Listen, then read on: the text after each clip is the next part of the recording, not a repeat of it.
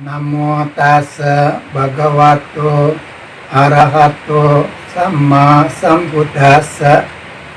Namo tassa bhagavato arahato sama sambuddhassa.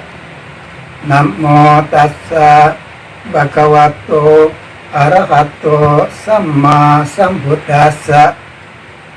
Terpujilah Sang Bhagawa yang Maha Suci, yang telah mencapai penerangan sempurna. Terpujilah Sang Bhagawa yang Maha Suci, yang telah mencapai penerangan sempurna. Terpujilah Sang Bhagawa yang Maha Suci, yang telah mencapai penerangan sempurna.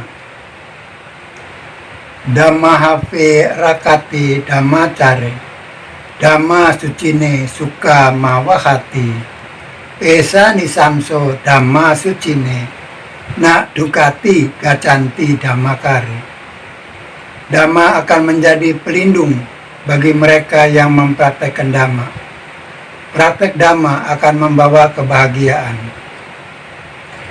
Barang siapa yang mempraktekkan Dhamma dalam keseharian, tidak akan pergi ke alam-alam penderitaan.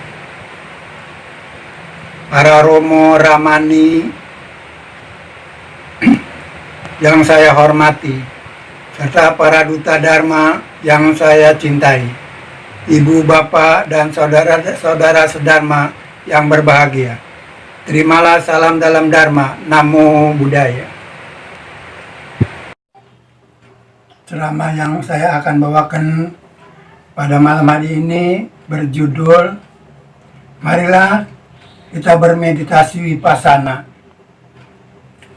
Saya akan, sebelum mencapai ke titik persoalan, saya akan menceritakan supaya nanti lebih gampang dimengerti.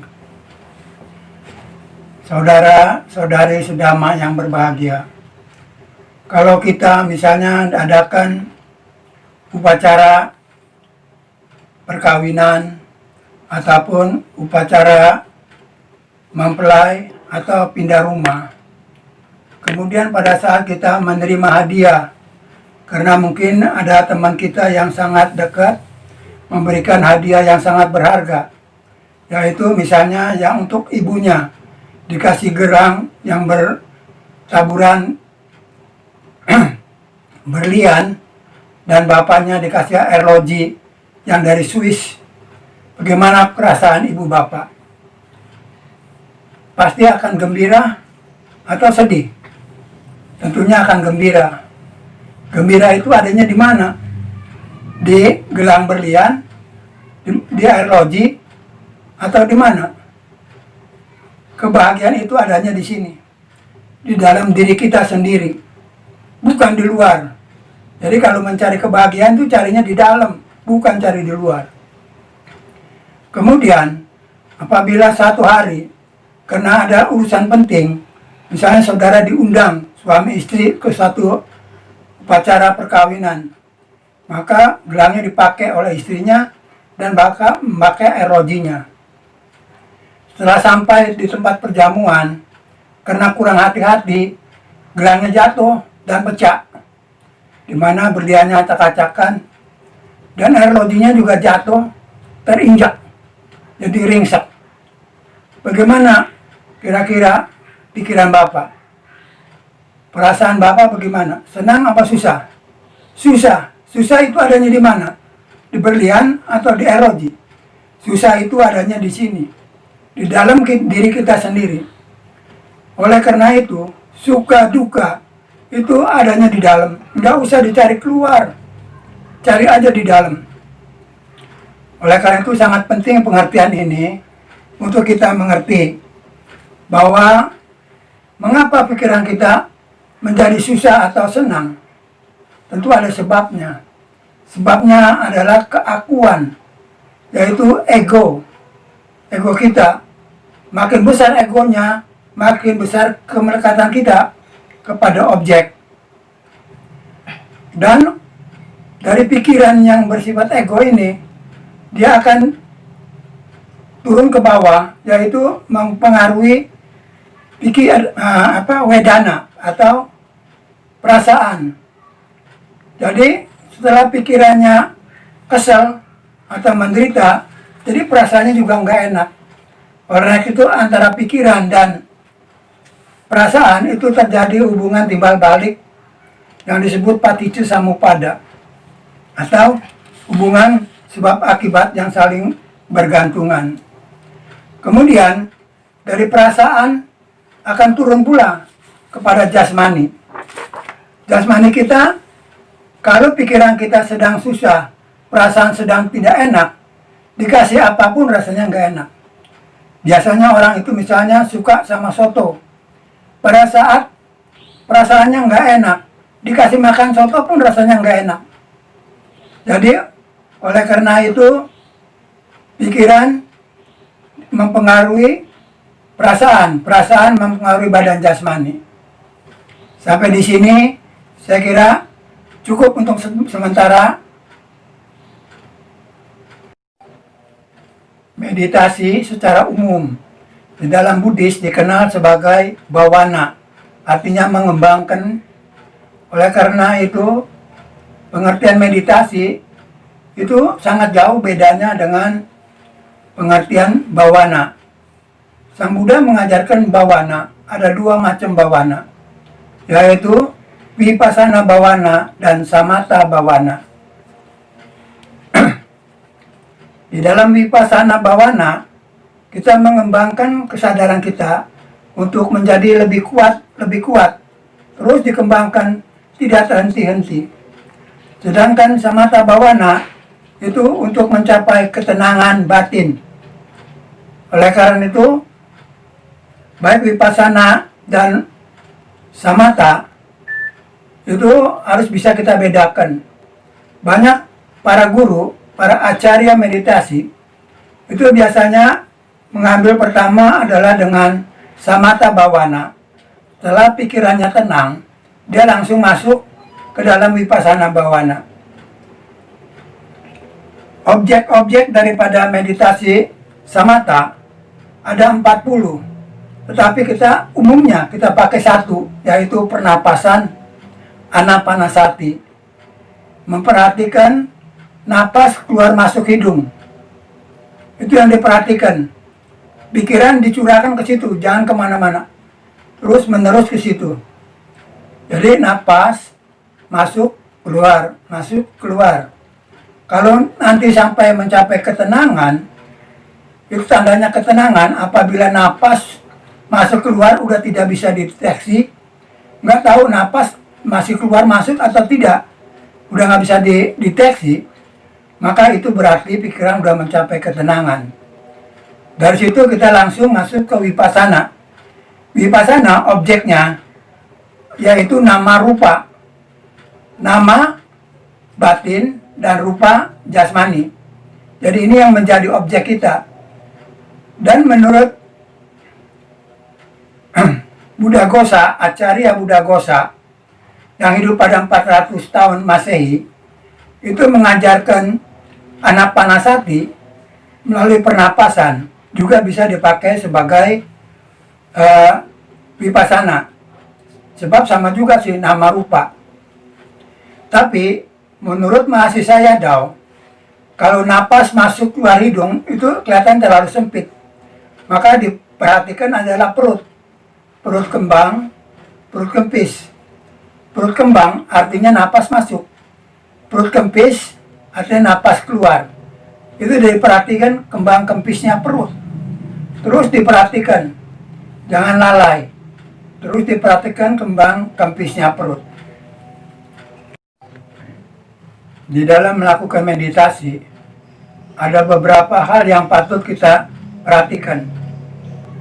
Pertama, kita harus mempunyai fisik yang sehat. Tidak bisa orang sakit yang payah itu suruh meditasi, nggak bisa. Maka gunakanlah pada kita masih sehat, kita lakukan meditasi.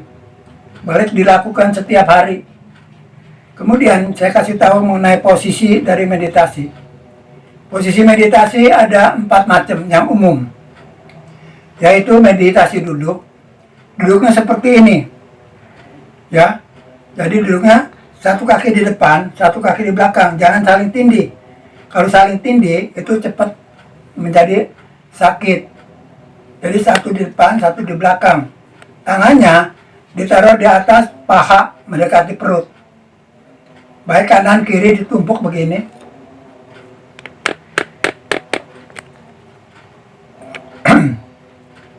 Itu posisi duduk. Dan di dalam posisi duduk, objeknya adalah nama rupa. Dalam hal ini adalah kembang kempis perut. Perut kembang, perut kempis. Perut kembang, perut kempis. Itu terus yang diperhatikan. Menurut Satipatthana Sutta, itu ada 4 objek seharusnya yang perlu diperhatikan. Yang pertama adalah jasmani. Ya, jasmani. Yang kedua adalah perasaan. Yang ketiga adalah kesadaran. Dan yang keempat adalah dhamma. Jadi kalau kita sedang memperhatikan kembang kempisnya perut, kemudian ada pikiran yang ngaco, itu kita cukup hanya menyadari saja. Menyadari dan mencatat. Misalnya kita kembang kempis, kemudian pikiran kita datang melantur. Kita catat saja, melantur. Setelah melanturnya hilang, kembali kepada perut. Perut kembang, perut kempis.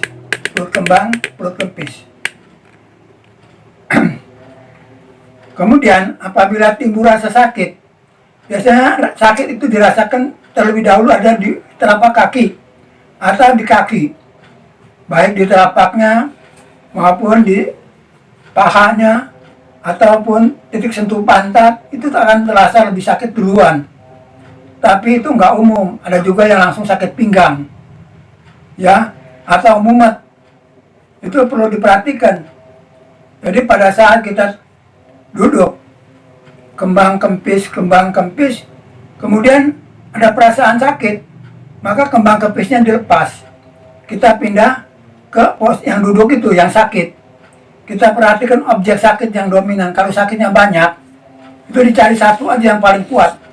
Kita perhatikan, mulai dia timbul, sampai dia lenyap. Terus saja diperhatikan dengan penuh perhatian, dengan penuh kesadaran, dan dicatat, jangan lupa. Ini pencatatan penting. Sebab kalau tidak dicatat, itu sama dengan samata. Jadi kekotoran itu nggak hilang, tenggelam aja di dalam, pendap. Tapi kalau vipassana dicatat, itu hilang dan tidak akan timbul. Kalau timbul itu yang lain, timbul yang lain, dan biasanya frekuensinya itu sudah menurun. Jadi jangan takut, meditasi itu susah, nggak bisa. Saya memang belum pernah dicoba. Jadi kalau waktunya yang umum standar itu 1 jam duduk dan gerak-gerak. Tapi kalau nggak bisa, ya nggak usah terlalu lama, setengah jam cukup.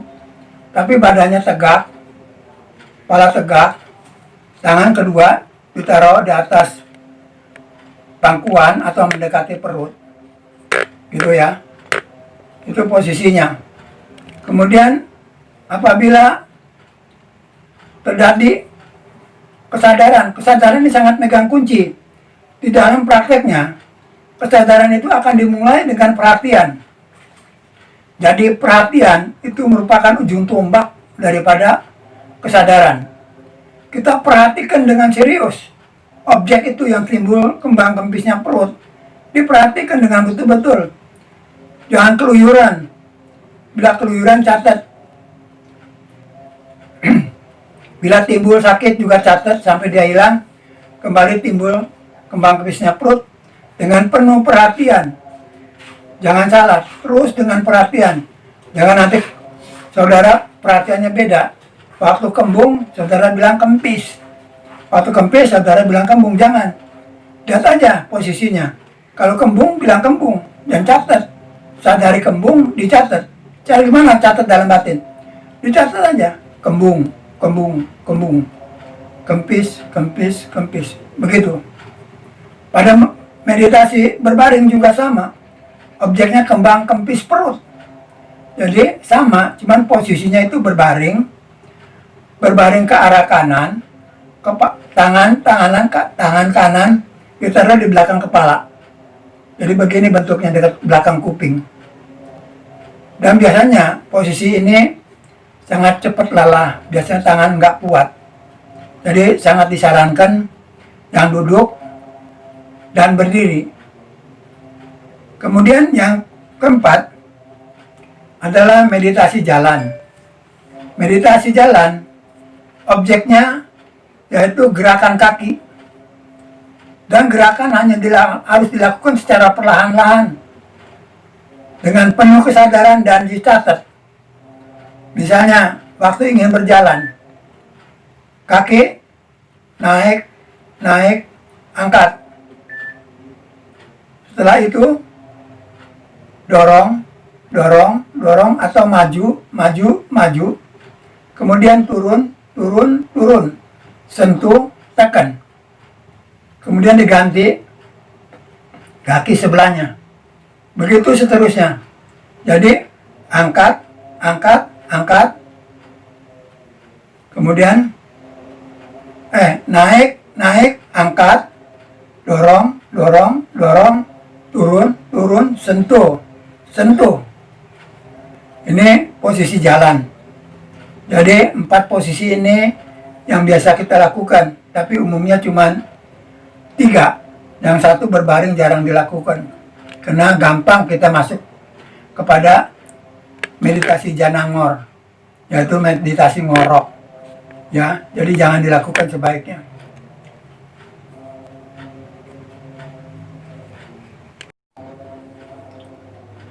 Objek meditasi yang berdiri. Berdiri itu harus tegak berdirinya. Kita mulai menyadari dari ubun-ubun kepala, ubun-ubun, tan, cep, telapak kaki. Ubun-ubun, tan, cep, telapak kaki. Ubun-ubun, tan, cep, telapak kaki. Terus itu kita ulang-ulang. Setelah itu, kemudian posisi kita dalam keadaan tenang, tetap memperhatikan kembang kempisnya perut. Perut kembung, perut kempis, kembung, kempis, kembung, kempis. Apabila ada pikiran ngelantur, catat. Ngelantur. Dia hilang, balik lagi. Kempis, kembung. Begitu. Atau ada rasa sakit di telapak kaki atau di lain bagian, kembang kempisnya perut dilepaskan, kita perhatikan sakit. Dari mulai dia timbul sampai dia lenyap. Jadi itulah posisi dari meditasi.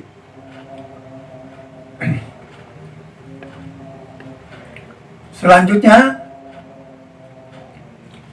adalah kita praktek pengembangan kesadaran. Itu kita meditasi posisi ini kita lakukan setiap hari pagi dan sore. 3 posisi ini kita lakukan setiap hari. Misalnya pagi bangun tidur, setelah bersih-bersih, kita langsung berjalan setengah jam, kemudian duduk setengah jam, kemudian berdiri setengah jam. Begitu. Setelah itu, malam hari sebelum tidur, juga kita lakukan. Jalan dulu setengah jam, duduk setengah jam, berdiri setengah jam. Nanti waktunya terus ditingkatkan, ditambah terus sampai mencapai standar, yaitu 1 jam. Syukur-syukur kalau Bapak Ibu sekalian bisa tingkat sampai 2-3 jam atau sampai berapa jam gitu. Itu malah lebih bagus. Tapi jangan lupa, jangan lengah. Perhatian dan kesadaran serta mencatat, ini kunci daripada Vipassana. Demikianlah Ibu Bapak perhatian, Ibu Bapak dan saudara sekalian. Ceramah Dhamma yang pada hari ini semoga akan membawa manfaat. Tetapi sebelum saya tutup, saya cerita dulu bahwa kalau saat kita melatihkan tiap hari itu dan sore, itu hanya sesaat. Tapi yang penting, Vipassana ini harus diperiksa, bisa dipraktekkan dalam kehidupan kita sehari-hari. Jadi setiap gerakan badan kita, itu harus kita sadari. Ini yang disebut pengembangan kesadaran. Baik kita sedang kerja, misalnya sedang makan, sedang mandi, semuanya disadari pelan-pelan. Sedang berjalan, semuanya disadari. Kalau ini dilatih terus-menerus, maka perkembangan kesadaran akan cepat maju. Dengan kesadaran yang maju, akan mengikis kilesa. Kilesa makin lama, kekuatannya makin turun. Sedangkan kesadaran makin meningkat ke atas.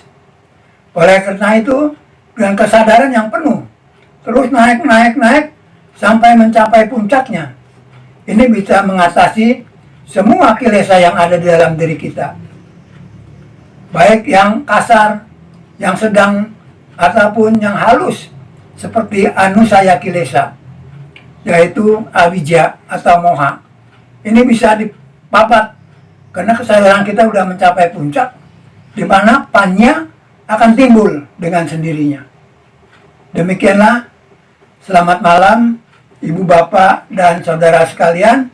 Terimalah salam dalam Dharma. Namo Buddhaya.